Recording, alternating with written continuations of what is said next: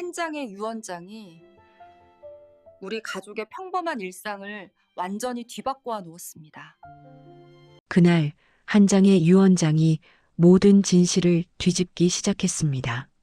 아무도 알지 못했던 마음 그리고 20년 동안 숨겨졌던 비밀이 지금부터 하나씩 드러나게 되는데 이야기 시작합니다.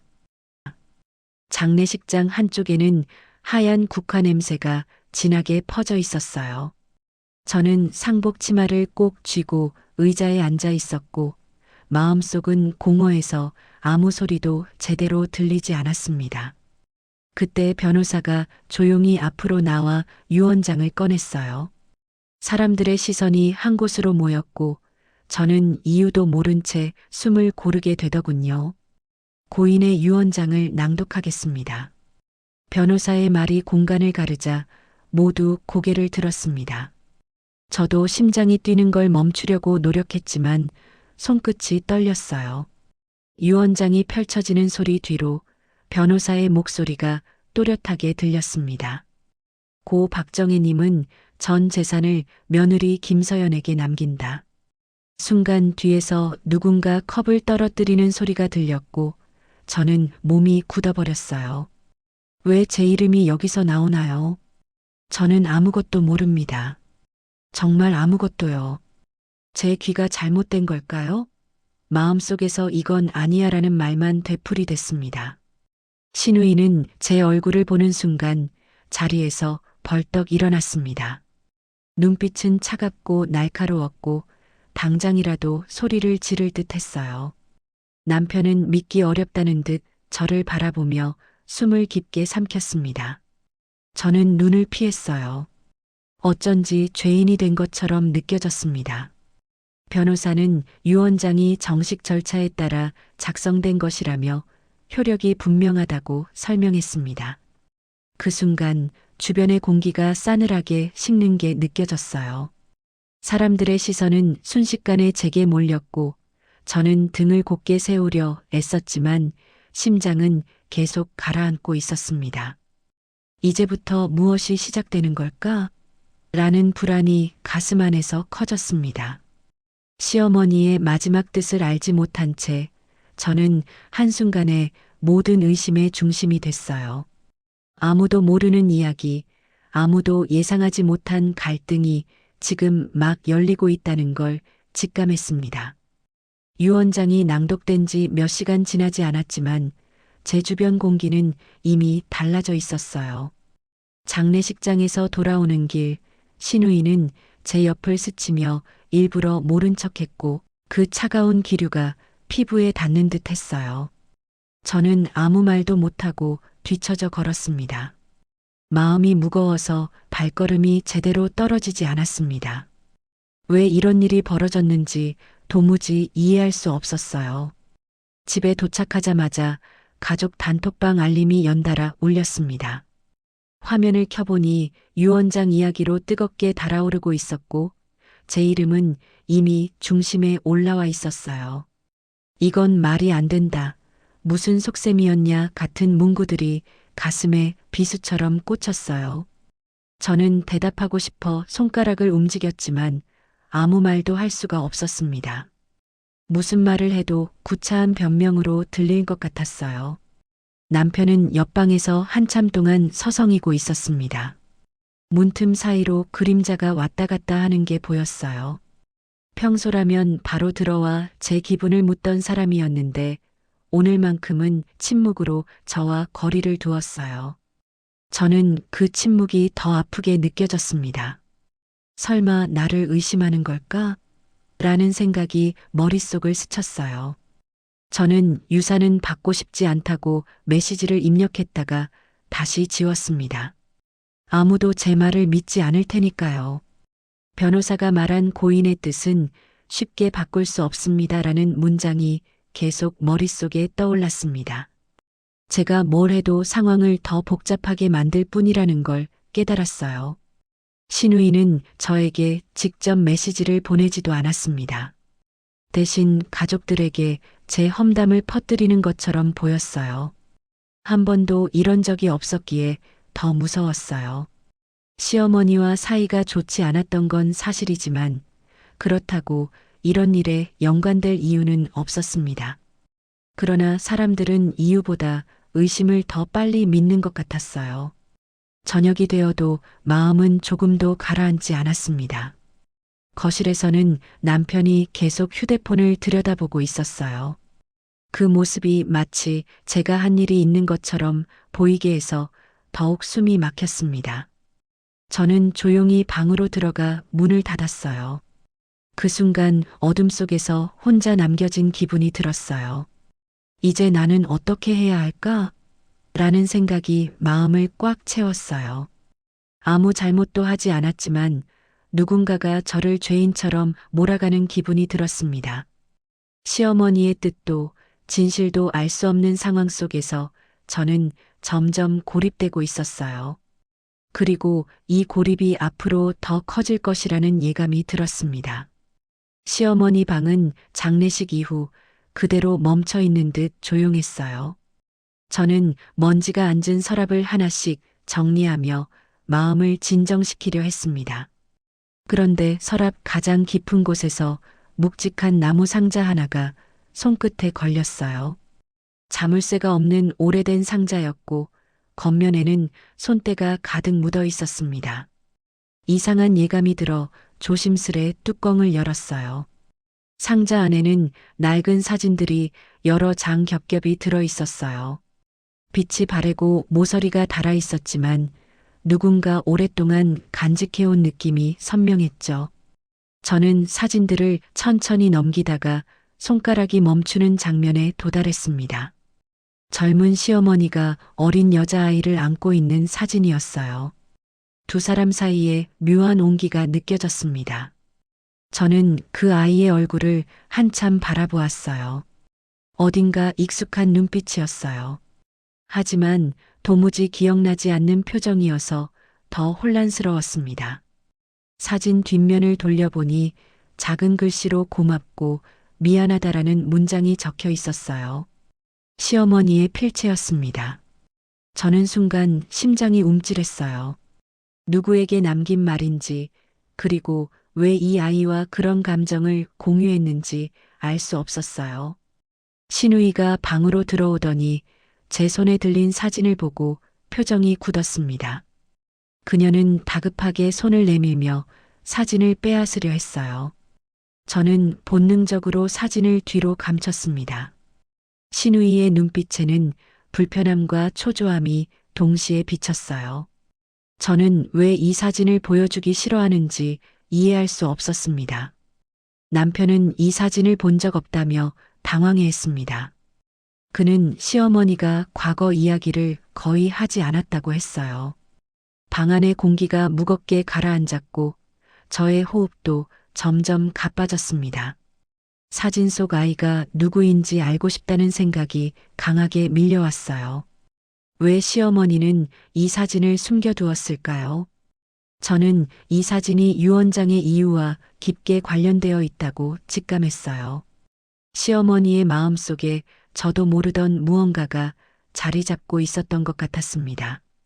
그 비밀에 다가갈수록 불안과 두려움이 커졌지만 동시에 멈출 수 없다는 생각도 들었습니다. 제 인생을 뒤엎을 단서가 지금 손안에 있다는 느낌이 확실했어요. 사진의 의미를 고민하던 저는 결국 변호사에게 연락해 시어머니의 마지막 병원 기록을 확인하게 되었어요. 병원 측은 요청서가 접수되자 곧바로 자료를 준비해 주었습니다. 저는 무거운 마음으로 담당 간호사를 따라 복도를 걸어갔어요. 복도는 환한데 마음은 점점 더 어두워지는 기분이었어요. 왜인지 모르게 중요한 순간이 다가오고 있다는 느낌이 들었죠. 간호사는 컴퓨터 화면을 돌려 보여주며 시어머니의 입원 기록을 하나씩 설명했습니다. 그때 제 눈에 가장 먼저 들어온 건 보호자 김서연이라는 글씨였어요. 순간 머릿속이 하얘졌습니다. 저는 단 한 번도 보호자로 등록된 적이 없었고 시어머니도 저를 부르지 않았어요. 기록을 다시 읽어봐도 이름은 분명 제 이름이었어요.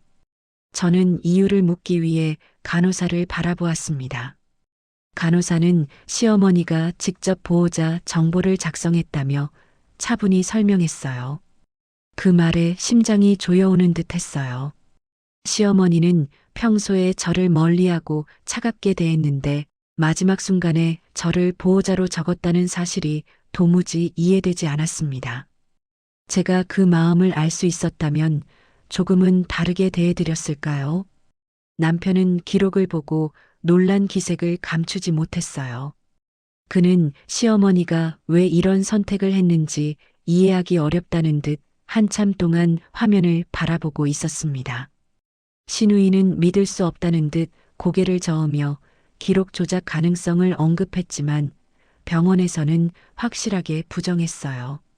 모든 절차는 자동 저장 시스템으로 이루어진다며 조작은 불가능하다고 잘라 말했습니다. 저는 기록 속에 담긴 숫자들과 시간, 진료 내용을 따라가며 시어머니가 어떤 마음으로 저를 적었을지 상상해 보았어요. 병원 기록 한 줄 한 줄마다 시어머니의 흔적과 의지가 남아 있었고 그것들이 모두 저를 향하고 있다는 사실이 기묘하게 느껴졌죠. 갑작스럽게 제 이름이 유산의 주인이 된 이유가 병원에서부터 시작된 것 같았어요. 자료를 출력해 손에 쥐었을 때 마음이 무겁게 내려앉았습니다. 종이는 얇았지만 그 안에 담긴 의미는 너무 컸어요. 저는 복도 끝으로 걸어가며 깊은 숨을 들이마셨습니다. 시어머니가 제게 숨긴 마음, 제가 알지 못했던 인연이 이제 조금씩 모습을 드러내고 있었어요. 그리고 이 기록이 앞으로 펼쳐질 진실의 핵심이 될 것이라는 걸 직감했습니다. 병원 기록을 확인한 지 하루가 지나자 가족 단톡방에 갑자기 알림이 쏟아졌어요. 저는 손에 들고 있던 컵을 내려놓고 천천히 화면을 열어봤습니다. 신우이가 올린 한 장의 영상이 대화 상단에 고정되어 있었어요. 화면 속 저는 시어머니에게 격하게 손짓하며 화를 내는 모습으로 잘려 있었어요. 순간 숨이 턱 막혀왔습니다. 저런 적이 없는데라는 생각이 머릿속을 휘휘 뒤흔들었어요. 댓글처럼 달리는 가족들의 반응은 냉혹했어요. 보호자가 왜 저래? 저래놓고 유산까지? 같은 문장이 계속 올라왔습니다. 저는 손끝이 차가워지며 휴대폰을 떨어뜨릴 뻔했어요. 내 행동이 누군가에게 이런 식으로 잘릴 수도 있다는 걸 전혀 예상하지 못했어요. 남편도 영상을 보고 깜짝 놀라 제 방 문을 두드렸습니다. 그의 눈빛에는 믿음과 의심이 동시에 섞여 있었어요.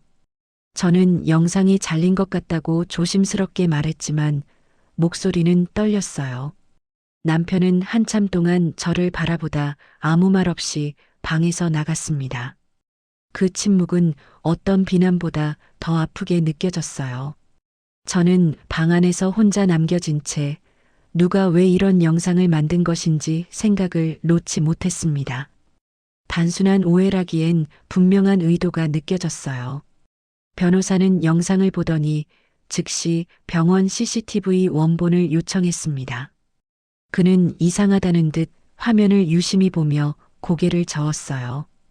이건 누가 일부러 잘라낸 겁니다라는 말이 제 마음에 깊게 박혔습니다. 저는 누군가 악의적으로 이 상황을 키우고 있다는 사실에 소름이 돋았어요. 불안이 점점 몸 안을 파고들었지만 멈출 수 없다는 마음도 들었습니다. 다음 날 변호사가 병원에서 받아온 풀버전 영상을 보여줬습니다. 영상 속 저는 시어머니가 갑자기 중심을 잃자 급히 팔을 잡아 일으키고 있었습니다. 시어머니는 혼란스러워하며 목소리를 높였지만 저는 끝까지 진정시키려고 애쓰고 있었어요. 그 모습은 조작된 영상과 완전히 달랐습니다. 저는 가슴 깊은 곳에서 서늘한 무언가가 올라오는 걸 느꼈어요. 누군가 저를 향해 명확한 공격을 시작했다는 확신이 들었어요. 이건 단순한 오해가 아니라 누군가 유언장을 둘러싼 상황을 자신에게 유리하게 만들기 위한 행동 같았어요. 불안과 분노가 동시에 목을 조여왔습니다. 하지만 동시에 이상한 결심도 들었어요. 누가 이런 짓을 했는지, 왜 시어머니의 마음을 왜곡하려 했는지 끝까지 밝혀야겠다고요. 조작된 영상은 제게 또 다른 상처를 남겼지만 동시에 진실을 찾으라는 신호처럼 느껴졌어요.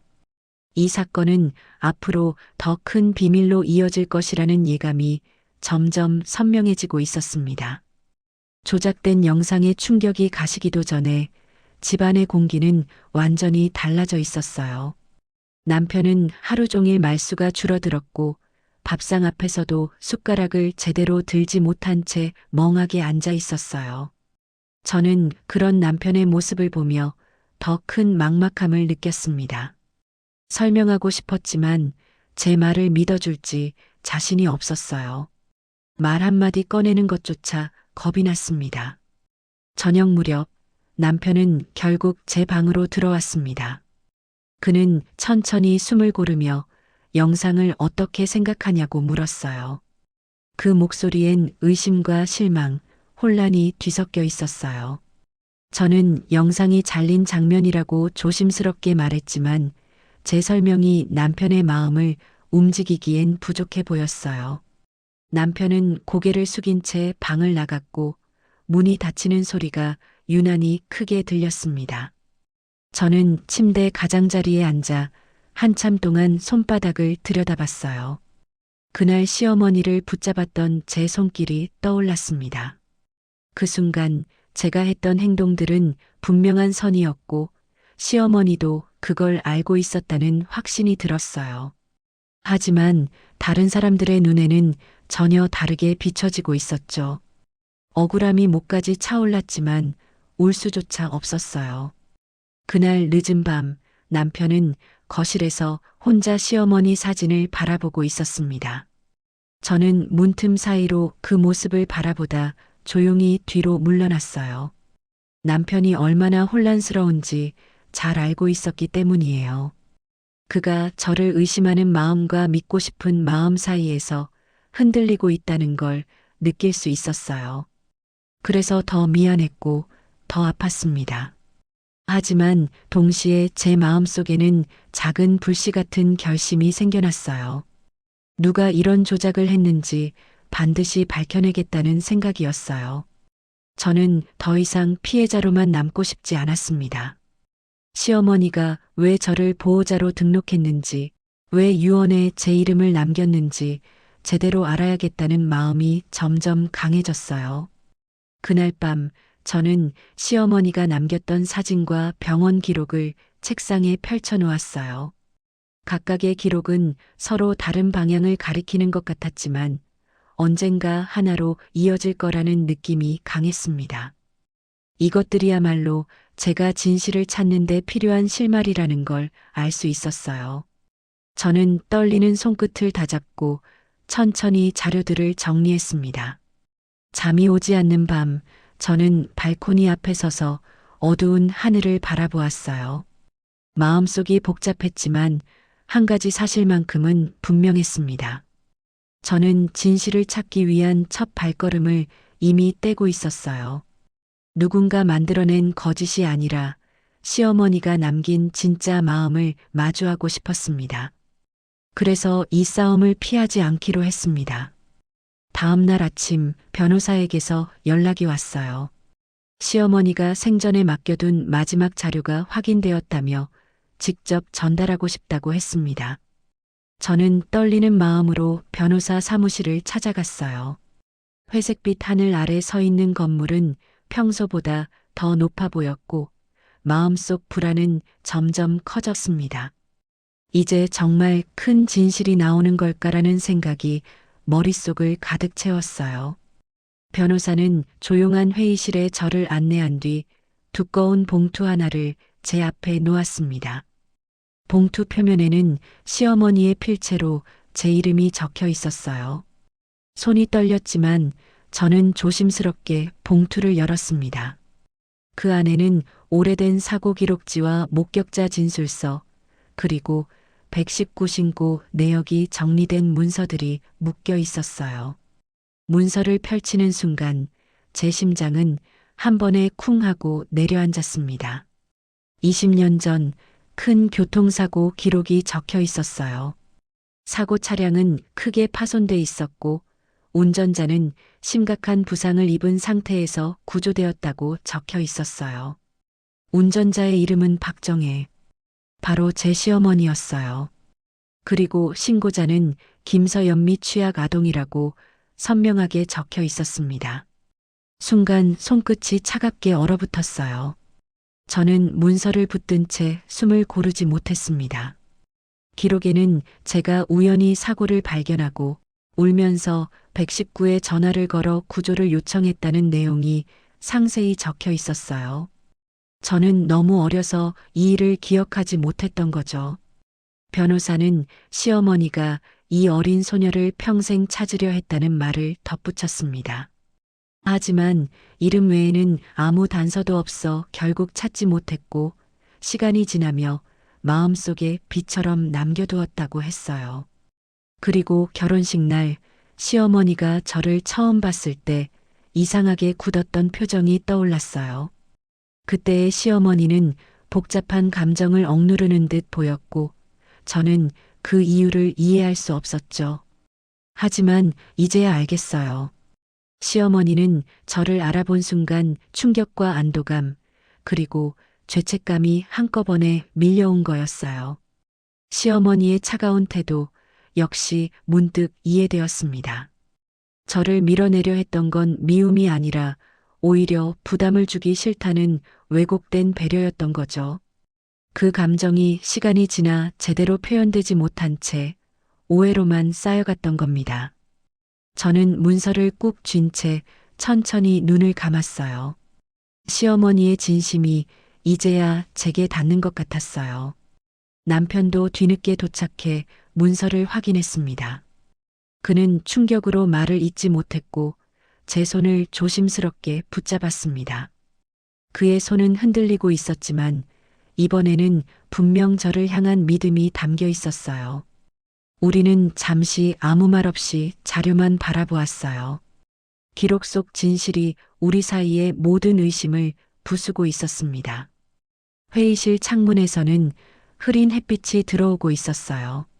저는 시어머니가 왜 마지막 순간에 저를 보호자로 적었는지, 왜 유언장을 그렇게 남겼는지 이제 완전히 이해할 수 있었어요. 이 기록과 함께 시어머니의 숨겨진 마음은 더 이상 비밀이 아니었습니다. 그리고 저는 그 마음을 마주할 준비가 되어 있었어요. 변호사는 마지막으로 보여줄 것이 있다며 작은 녹음기를 꺼냈어요. 시어머니가 생전 남긴 유언 메시지라고 했습니다. 저는 숨을 고르고 의자 끝에 앉았습니다. 그동안 쌓였던 감정들이 한꺼번에 가슴을 밀어 올렸어요. 남편도 제 옆에 조용히 앉았고 변호사는 버튼을 눌러 녹음을 재생했습니다. 방 안은 숨소리조차 조심스러워졌습니다. 스피커에서 들려온 목소리는 약하고 떨렸지만 분명 시어머니의 것이었어요. 그 목소리를 듣는 순간 가슴이 뭉클해져 눈가가 젖기 시작했습니다. 서연아로 시작하는 부름만으로도 오래 쌓였던 오해가 조금씩 풀리는 느낌이 들었어요. 시어머니는 자신이 사고 당시 살아날 수 있었던 것이 한 어린 소녀 덕분이었다고 말하고 있었습니다. 시간이 지나도 그 은혜를 잊을 수 없었다고, 이름만 마음에 묻어두고 살아왔다고 말했어요. 녹음 속에서 시어머니는 저와의 인연을 알고 있었던 순간을 조심스럽게 회상하고 있었어요. 제게 아무런 부담을 주기 싫어 말하지 못했다는 사실, 그리고 그 마음이 결국 저를 멀어지게 한 것 같아 후회된다고 했습니다. 그 말이 들리는 순간 저는 두 손으로 얼굴을 감싸며 눈물을 삼켰어요. 시어머니의 차가운 태도 뒤에 그런 마음이 있었다는 걸 이제야 이해했어요. 시어머니는 마지막으로 자신의 재산을 저에게 남기고 싶었던 진심을 담담하게 털어놓았습니다. 돈 때문이 아니라 오래 묵은 미안함과 고마움을 조금이라도 갚고 싶었다는 말이 이어졌습니다. 그 말 하나하나가 제 마음 깊은 곳에 파고들었어요. 저는 녹음을 듣는 내내 마음이 울컥하고 호흡이 가빠질 정도로 감정이 흔들렸습니다.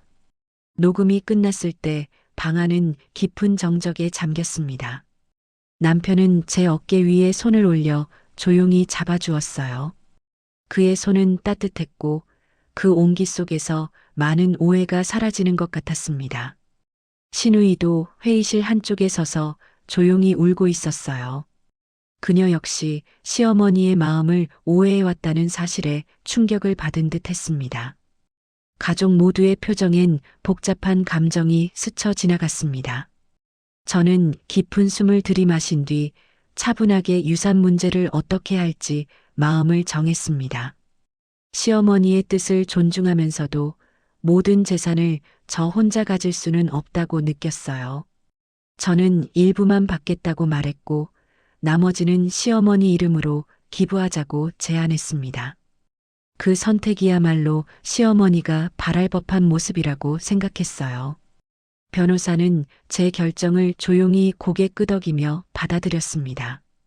회의실을 나올 때 저는 하늘을 올려다보며 천천히 숨을 들이마셨습니다. 구름 사이로 빛이 새어나와 제 얼굴을 따뜻하게 감싸줬어요. 시어머니가 마지막으로 남긴 마음은 이제 제 안에서 온전히 자리 잡았고 저는 그 마음을 평생 잊지 않을 거라고 스스로에게 약속했습니다. 긴 오해와 갈등을 지나 우리의 인연은 결국 진실로 마무리되었어요. 그리고 저는 마침내 시어머니의 진심을 가슴 깊이 받아들였습니다. 오늘 이야기는 어떠셨나요? 잠시 잊고 지냈던 추억이나 마음, 한편에 담아뒀던 따뜻한 기억이 떠오르셨기를 바랍니다. 여러분의 소중한 댓글과 이야기는 저에게 가장 큰 기쁨입니다. 이 이야기들을 듣고 떠오른 생각이나 나누고 싶은 이야기가 있다면 언제든 댓글로 남겨주세요. 저희 채널이 더 많은 분들의 마음을 따뜻하게 만들 수 있도록 작은 도움을 부탁드립니다. 구독과 좋아요는 제가 다음 이야기를 만들 힘이 됩니다. 잊지 마시고 꼭 한번 눌러주세요. 다음 이야기에서 다시 뵙겠습니다. 항상 건강하시고 편안한 하루 보내세요. 고맙습니다.